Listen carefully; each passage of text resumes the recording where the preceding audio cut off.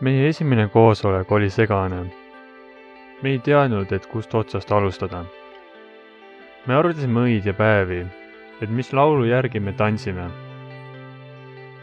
Õnneks kõik läks oma kohale ja saime hakata planeerima ette tulevale tantsule. Jõudis kätte aeg, kus me tegime esimese proovi. Kõik olid alguses närvis. Kahtlesid, et kas ma saan hakkama. Aga hammustati endale huulde ja ikkagi prooviti edasi. Ühest sammust sai 4 sammu ja sealt me õppisime ära esimese suure osa refräänist.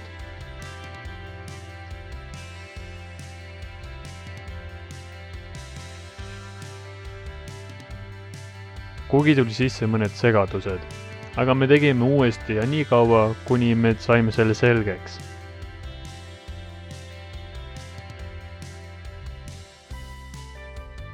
Kätte jõudis teine proov ja teise proovi ajal me nägime välja nagu meeskond, kellel oli ühine eesmärk. Vahelduseks me kuulame inimesi, kellel on oma arvamused. Mis on see nimi ja mis on sinu ametikoht siin koolis? Minu nimi on Arno Ratas ja ma olen siin füüsikaõpetaja. Minu nimi on Keiu Lutsen, ma töötan koolituse nõustamiskeskuses koolitusassistendina. Olen Nele ja õpin pagarkondiitriks. Ja mina olen Karoliina, õpin samamoodi pagarkondiitriks. Minu nimi on Priit Kangur ja ma õpin siin koolis disseriks. Linda Soo. Mina olen Raina Orman ja ma õpin kokarts. Kust sa kuulsid, et meil toimub selline flashmobi kavade tegemine? Tundus, et Kaire Mets tuli ja rääkis sellest. Tähendab, flashmobi proovides kuulsin ma meili vahendusel, ma registreerisin esimese meili peale. Meile saadeti kõikidele mail, nagu et see tuleb. Sa said ka meili, jah? Ei, mina olin seal kõige esimesel koosolekul ja siis ma hakkasingi koosolekutel käima ja siis nüüd ma olen ühes trennis. Esimest korda ma arvan, et kas tuli meili peale või need fleierid, mis igale poole siin lehvitud kooli peale on, et ma arvan kuidagi sealt. Ma kuulsin sellest esimest korda, kui ma olin koosolekul ja see idee seal sündis. Mulle saadeti see meili peale, sa ennast tahan mulle juba klassitundi sellest rääkima. Ja miks sa tantsid? Miks sa otsustasid sellest osa võtta? See tundub fun, aga miks mitte? Alguses ma ei tahtnudki tegelikult tulla, aga kuna meie osakond on väga selline ettevõtlik, siis me kõik otsustasime, et me ikkagi nii palju, kui me saame, osaleme. Mulle meeldib tantsida. Issand jumal, no see on ju kooli asi. Ja Nii kihvt, nii äge. Just sellepärast ma leidsin just võimaluse minna tantsima ja ta on ainuke koht, kus ma saan näiteks laulu järgi tantsida täiesti vabalt, nii et keegi ei oleks veidrik selle pealt. Järgmine probleem oli laulu augukohad. Me hakkasime otsima inimesi, kes aitaks sellest välja. Selle õppimise käigus tuli sisse harjumused, millest oli raske lahti saada ja mõned kohad olid meelest läinud.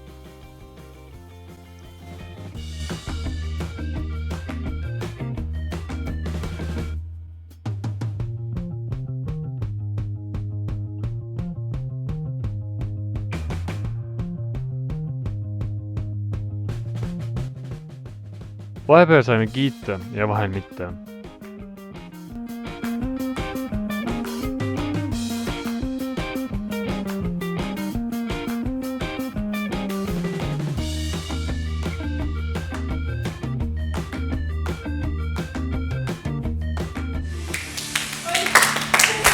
See oli meil esimene praal, mis läbi kukkus. Ma tean, läks väga lappassi. Sellega teod ei lõppenud. Me harjusime päevast päeva, aga vahel ei tulnud välja niimoodi kui vaja.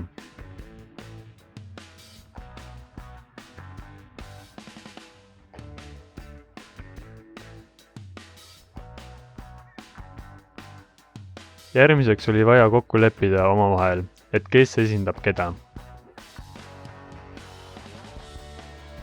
Ja lõpuks jõudis kätte proovipäev. Meil oli aega vähe ja pidime kiiresti tegutsema. Me kõik olime ärevil ja ei teadnud, et mis sündimus kaasa toob.